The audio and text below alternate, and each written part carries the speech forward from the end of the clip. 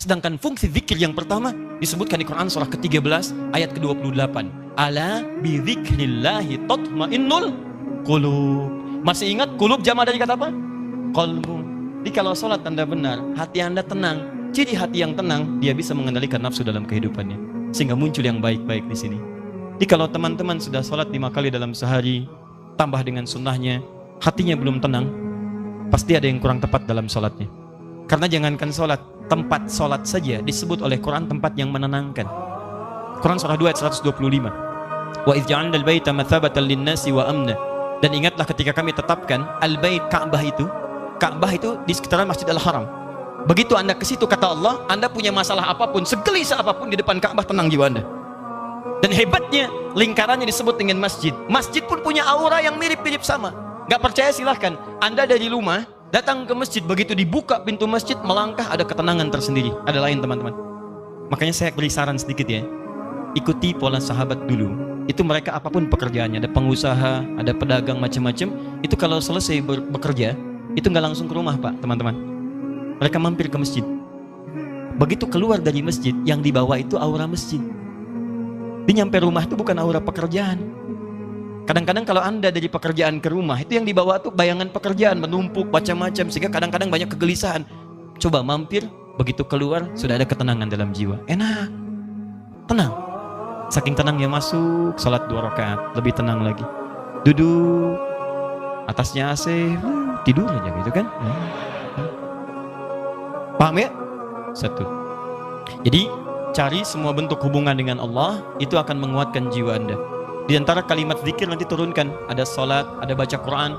Makanya kalau nggak percaya silahkan, Anda sedang gelisah, buka Quran, sudah. Nggak mahal kok, buka mushaf, baca Quran, seketika tenang. Habis itu gelisah lagi. Ya. Kenapa? Belum selesai, baca lagi, minta sampai tenang jiwa Anda. Doa, Quran surah 7 ayat 205, wadhkur rabbaka fi nafsik, doa disebut dengan zikir. Makanya kalau sedang gelisah jangan mengeluh. Nggak ada ayat tentang keluhan.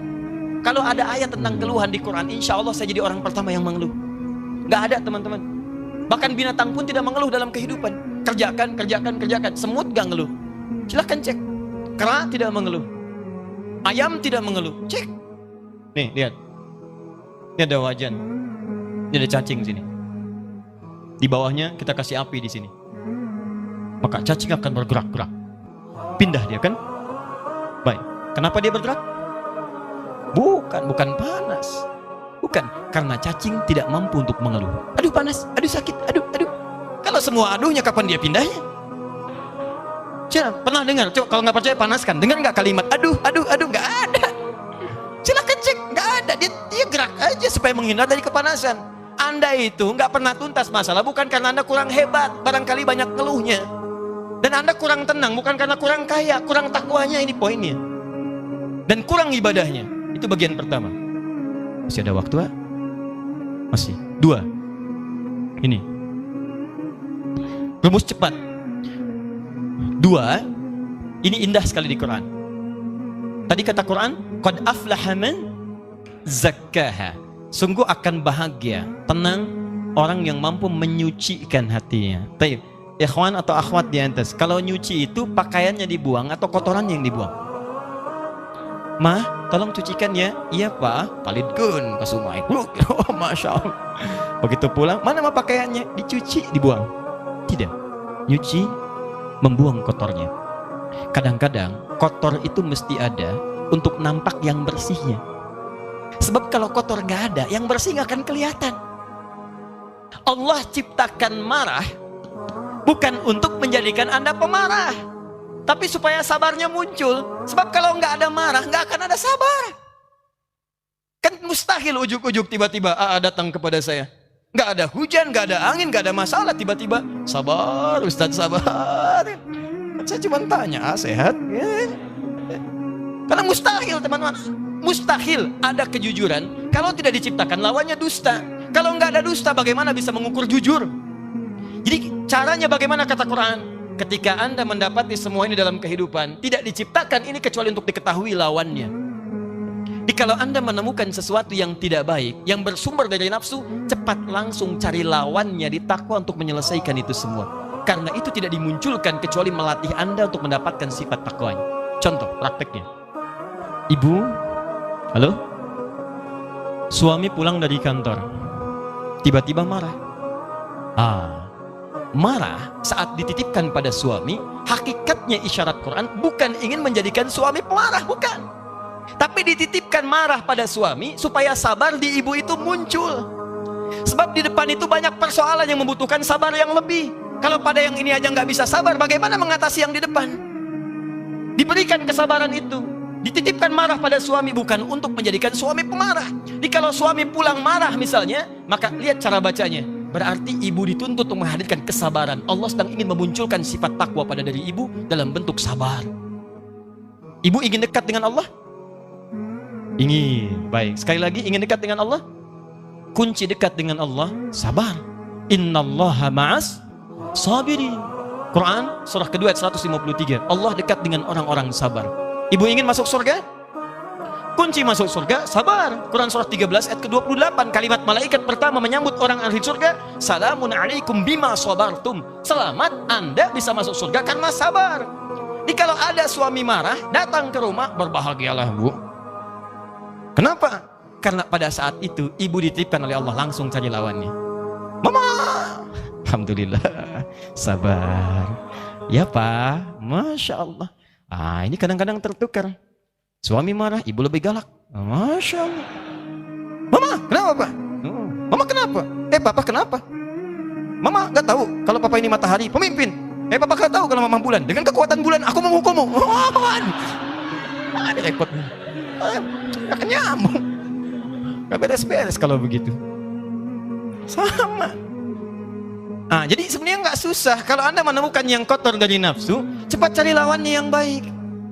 Suami pulang nih, istri cemberut. Apa lawan cemberut? Senyum. Jadi begitu Anda pulang ke rumah, lihat istri cemberut. Ini Anda tinggal senyum. Assalamualaikum. Dik. Kayaknya kenal. Udah gitu. Ya, cuman memang teorinya mudah, prakteknya tidak sederhana itu. Betul. Ustadz juga sama. Makanya jarang ada ustadz ceramah bawa istrinya, jarang itu. Jarang sekali. Ini live ya. Kita selesaikan di rumah. Jadi dua saja itu. Pertama, bangun hubungan dengan Allah, zikir. Makanya Anda kalau temukan kalimat-kalimat ibadah itu semuanya takwa ujungnya. Nanti sebentar lagi puasa. Apa tujuan puasa? Takwa. Quran surah 2 ayat 183, paling kiri sebelah atas. Ya ayyuhalladzina amanu kutiba alaikumus kama kutiba alal ladzina min qablikum la'allakum taqwa. Anda mau haji, takwa bekalnya. Quran surah 2 ayat 197, paling kanan sebelah atas. Al-hajju asyhurum ma'lumat faman farada fihinna al-hajja fala rafatha wala fusuqa wala jidala fil hajj wa ma taf'alu min khairin ya'lamuhu Allah wa tazawwadu fa inna khairaz zadit taqwa. Mau haji, takwa muaranya. Mau puasa, takwa. Salat, takwa. Infak, sedekah, takwa. Semua takwa. Ini ternyata tujuan ibadah itu ketika Allah bebankan pada kita bukan untuk menjadi beban dalam kehidupan, tapi ingin membuat Anda bahagia karena takwanya muncul. Makanya selesai sholat, selesai infak, selesai baca Quran, ditutup ayatnya. Quran surah 2 ayat ke-5. Lihat, ulaika ala hudam min rabbihim wa ulaika humul muflihun. Qad aflaha man zakkaha wa ulaika humul muflihun. Bahagialah mereka semua. Di ketika Allah minta kita sholat, Allah minta kita bahagia. Aneh kalau ada orang diminta bahagia nggak mau bahagia, itu orang aneh. Makanya ketika Anda dipanggil sholat, hayya 'alas shalah, Anda tanya, kenapa kami sholat ya Allah? Dijawab, hayya 'alal falah. Ayo saya kasih bahagia. Yang belum bahagia datang ke sini. Anda orang kaya, Anda orang hebat, belum bahagia. Cek, bukan karena Anda kurang hebat dan kaya, Anda kurang takwa. Karena ketika Anda takwa, masalah Anda selesai. Quran surah 65 ayat 2 dan 3. Wa may yattaqillaha yaj'al lahu makhraja wa yarzuqhu min haitsu la. Selesai. Quran surah 2 ayat 189. Wattaqullaha la'allakum tuflihun. Anda takwa, ini nafsu turun. Begitu turun, maksiat hilang. Begitu hilang, dosa diampuni. Turun Quran surah ke-8 ayat ke-29. Jelas kalimatnya. Wa may yattaqillaha yukaffir anhu sayyiati. Siapa yang meningkatkan takwanya, maka keburukannya kami akan hilangkan. Hapus. Lihat contohnya. Anda berbuat maksiat, naktar sauda, seperti tinta begini. Anda kerjakan kebaikan, hapus. Tapi ingat, dosa itu seperti menulis di papan tulis. Tintanya ringan, mudah untuk dihapus. Tintanya sulit, tidak mudah untuk menghapusnya. Butuh waktu, butuh perjuangan. Kadang-kadang Anda mesti berjuang. Seperti saya. Berjuang, datang sendiri, nerangin sendiri, nulis sendiri, ngapus sendiri. Ya sama. Nah, akhirnya. Alhamdulillah.